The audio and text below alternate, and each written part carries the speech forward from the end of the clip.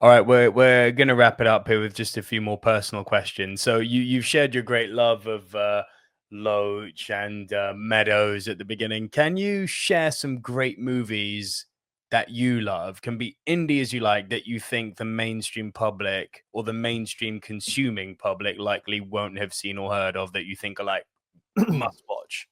So before I spoke with you, I met with a director about a film that we're going to do, and I mentioned this film to him, and he went, "Oh my god, I haven't seen that for years. I must rewatch it." And that film is Last Resort, Pavel Pawlowski. If you haven't seen it, look for it. We talked about Paddy Considine earlier, Dead Man's Shoes. Paddy is the lead in this.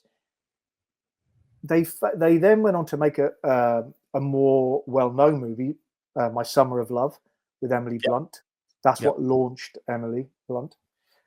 But before that, they made Last Resort. It is brilliant. It is brilliant. Check that out. That movie there. If you're not familiar with the work of Shane Meadows, and if you haven't seen Dead Man's Shoes, check that out. Yeah. But people often forget about A Room for Romeo Brass. And if he hadn't made A Room for Romeo Brass, he never would have got Dead Man's Shoes. But A Room for Romeo Brass is just genius. Then there's Andrea Arnold's Fish Tank.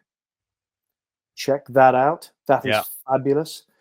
And then all of Ken Loach's films are amazing. But for me, Carla's Song, Robert Carlyle, made in the mid to late 90s. Check that out. Those are my go-tos. For anyone who's unfamiliar with the works of those people, those films. And one last thing, I've got to give a shout out to Bait, Mark Right. Jenkins' movie Bait. Won the BAFTA for Best British Film, I think probably about 4 years ago. Forgive me if I'm off with my timings there. He's a Cornish filmmaker. He's a wonderful man, makes the most amazing films, interesting and fascinating, completely unique. So check out Bait as well. Great recommendations there. Yeah, man, I love that.